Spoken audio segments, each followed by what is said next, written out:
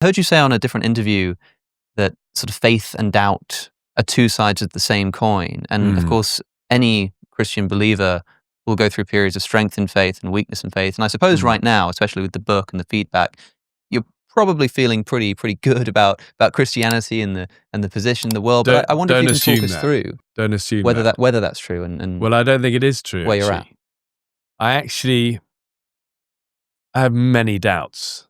Mm-hmm. I really do. I have many moments of real struggle. I don't think it would be right to say like I'm like super confident in my faith. I think I'm the shaky part of this.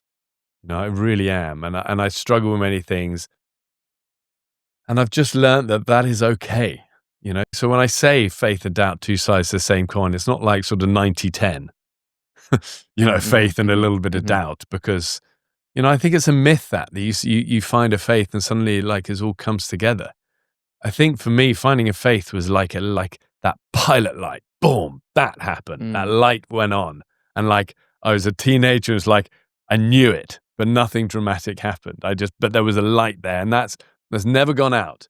But like a gas flame, sometimes it goes up and you have moments where like, I know, it's like I've just experienced, this is incredible. And the moments where it's like total madness. And I think actually this last year I've had really challenging moments of like, can it really be true? And, you know, it's where community and sort of good people around you make such a difference. For anyone who doesn't know, that is a clip from one of Alex O'Connor, who is a YouTuber, and then Bear Grylls, who is the nature man, and he's a Christian. And obviously they're talking about faith and doubt. And I think if anyone says they don't doubt, they're a liar. Like, you're just lying.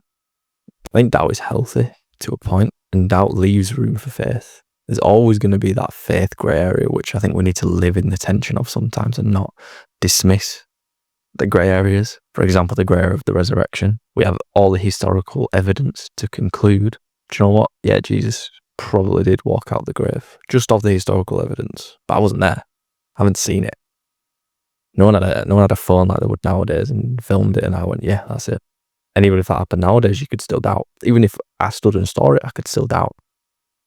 Like he was talking about doubting Thomas. Saw Jesus, saw the miracles that he did in person, saw the change in his friends' lives, saw the change in his own life, saw the change in the people's lives around him, and still doubted. And I really, really, really resonate with that. I don't know about you, but I do really resonate with the doubting. Because doubt's an interesting thing.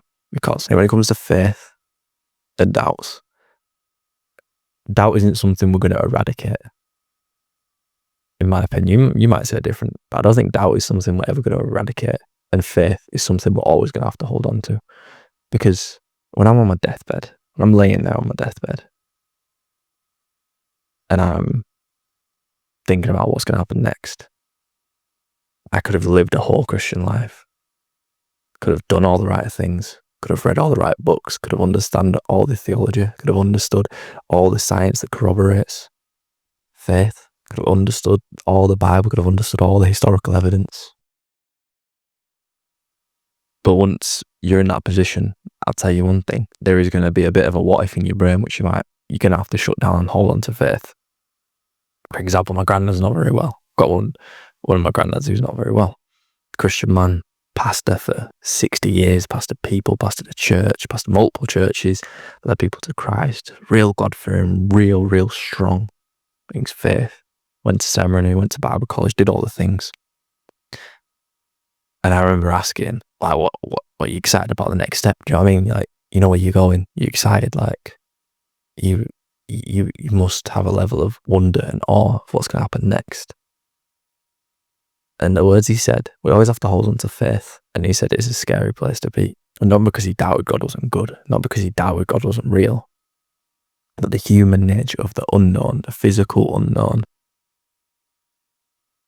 is an interesting place to be for people. I think instead of trying to eradicate doubt, lean into the doubt, lean into the things we're doubting about, lean into the hard questions and get answers to those hard questions instead of running away or hiding or dismissing them or pretending there's no answers for them. You could pick up your phone, go on ChatGPT, read your Bible, go on YouTube, search up all the questions you have in the world, and you'll find answers to them.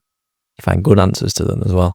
There's plenty of people out there who've made videos, who've written blogs, who've created courses. Do you know what I mean? There's so much resource. I live in a world of so much resource where it isn't going to eradicate our doubt, but I think it gives us opportunity to grab onto our faith even more. Where it's like, oh, maybe I don't like the answer to that question, but it doesn't mean it's not true. Maybe I don't like the answer to that question, but it makes me grab onto my faith even more. And be comfortable doubting. Don't be scared of doubt. We can't sit and be scared of doubting, because I think it's a constant battle. It's constant thoughts. It's constant feelings in a way. As long as doubting doesn't lead to being cynical, doubting doesn't lead to being turned off, doubting doesn't lead to choosing to be ignorant, and actually the doubt propels us to grab onto faith, to ask the hard questions, to find the hard answers, it throws us back into our Bible, throws us back into community to ask those questions. That's when doubt is healthy, and we step up and do and search and seek. I think that's a healthy place to be. So I don't think we're going to ever eradicate doubt. I don't believe that. But instead of trying to eradicate doubt, building our faith is what's important. Building the faith, dim down the doubt. Building the faith to hold on to in the grey areas. Building the faith. Because the grey areas aren't contradictions. The grey areas aren't reasons to not believe. The grey areas, to me, highlight the difference between us and God. Highlight the difference between there's much more going on than we understand. Highlights to me where at times we're trying to comprehend the incomprehensible. It doesn't nullify anything. It actually makes it more interesting. It actually makes it more believable. It actually gives it more awe. Gives you more of a fear of God. Because there is things I don't understand. There is parts of God's character I don't understand. There is things God's done but I don't understand. And if I could understand it all, that would be a problem. Because then is there a gap between me and God if I can understand it all? So don't be scared of your doubt, but use your doubt to propel your faith. I think that's the conclusion. I'd like to know your thoughts in the comments. I'd like to know if you have doubts, what are your doubts? Put your doubts in the comments, put your hard question in the comments. And if you're someone who can answer those questions, go and answer them. Go through the comments, answer them. Go search your comments online. Go search your questions online and help people. Because I think online is such an interesting place to be, because it's such a divisive place. It's not always the best place in the world, but it's also such an opportunity. We can help, we can resource, we can point people back to God, we can point people back to local churches. So that's really important. But for now, if you enjoyed the video, do the YouTube things, drop a like, drop a comment. But for now, we'll catch you on the next one. Peace.